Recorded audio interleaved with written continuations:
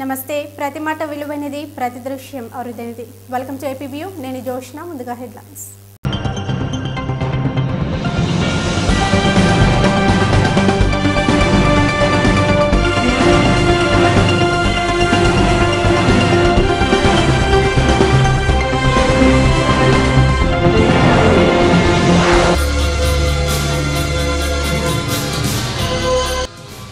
కేంద్ర మంత్రి భార్య సునంద ఆత్మహత్య అక్రమ సంబంధమే సూసైడ్ కు కారణమని భావిస్తున్న పోలీసులు.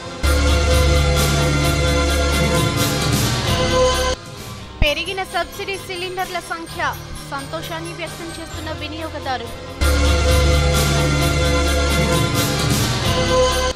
నందమూరి తారక రామారావు వర్ధంతి నేడు ఘనంగా నివాళులర్పించిన కుటుంబ సభ్యులు, టీడీపీ పార్టీ నేతలు. ప్రారంభమైన అనూహ్య అంతిమ యాత్ర కన్నీటి వీడ్కోలు పలికిన కుటుంబ సభ్యులు. సబ్సిడీ సిలిండర్ల సంఖ్యను పెంచినట్లు కేంద్ర ప్రభుత్వం ప్రకటించడంతో వినియోగదారులు సంతోషాన్ని వ్యక్తం చేస్తున్నారు. ఇక నుండి సబ్సిడీ సిలిండర్లు 9 నుండి 12కు పొడిగించినట్లు కేంద్ర ప్రభుత్వం శుక్రవారం ఓ ప్రకటన విడుదల చేసింది. ప్రజలు గొంతు చించుకొని గగ్గోలు పెట్టినా కరుణించని కేంద్రం ఎన్నికల దగ్గర పడుతూ ఉండడంతో ఇప్పుడు తాపీగా ఈ నిర్ణయం తీసుకుంది. వంట గ్యాస్ సిలిండర్లు ఏడాదికి 9 నుంచి 12కు పెంచుతున్నట్లు కేంద్ర పెట్రోలియం శాఖ మంత్రి వీరప్ప మొయిలీ తెలిపారు. ఇందుకు మరో కారణం కూడా ఉంది.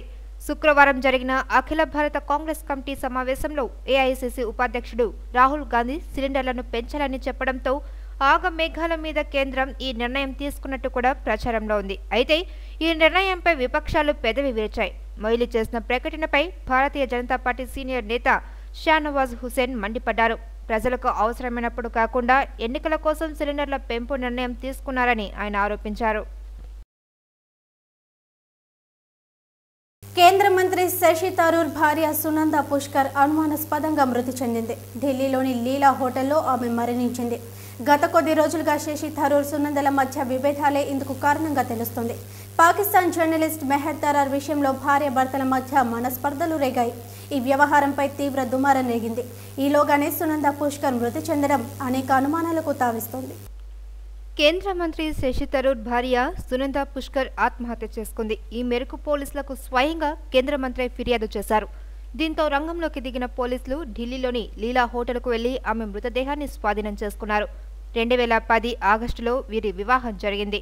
అయితే పతి పత్ని ఔర్ ఓ అన్నట్టుగా వీరి వైవాహిక జీవితంలో ఓ పాకిస్తానీ మహిళ ప్రవేశించింది.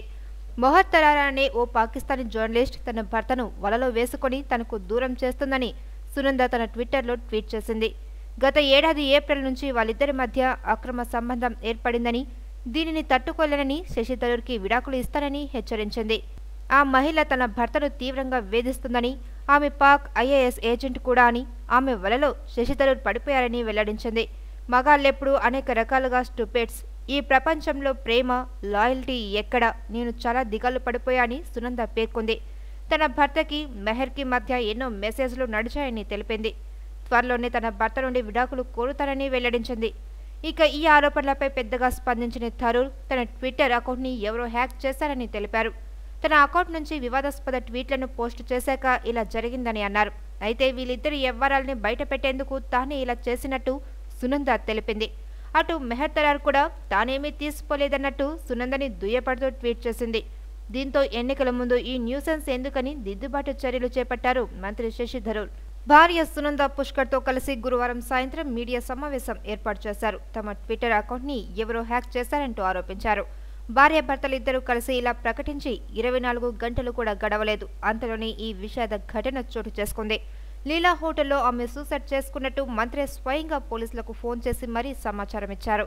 దీంతో పోలీసులు స్టార్ హోటల్లోని 345 గదిలో ఆమె మృతదేహాన్ని స్వాధీనం చేసుకున్నారు.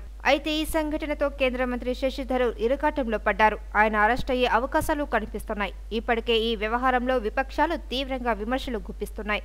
శశి థరూర్ను మంత్రి పదవి నుంచి తొలగించాలని డిమాండ్ చేస్తున్నాయి.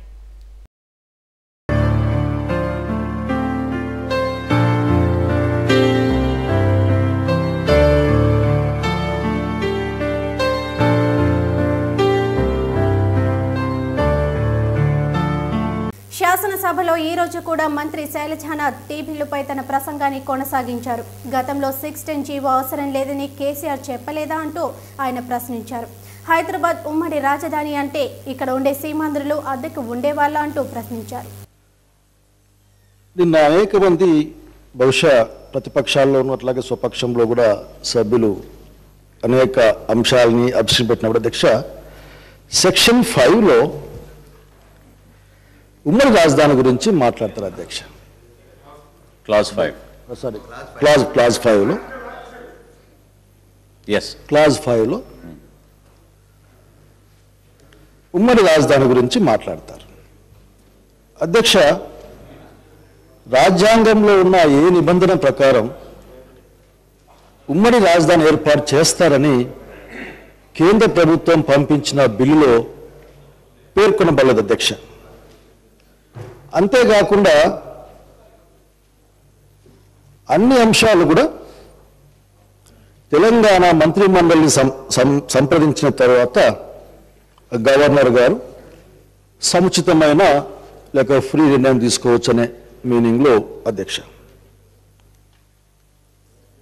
అసలుకి ఎంత కేంద్ర ప్రభుత్వం అయినా కేంద్ర మంత్రిమండలి అయినప్పటికీ అధ్యక్ష డెమోక్రటిక్ కంట్రీ అధ్యక్ష. ఇది రాజ్యాంగం అనుమతించని విధంగా తాము పంపించిన బిల్లులో ఉన్న అంశాన్ని నన్ను ఏ విధంగా అర్థం చేసుకోమంటారు?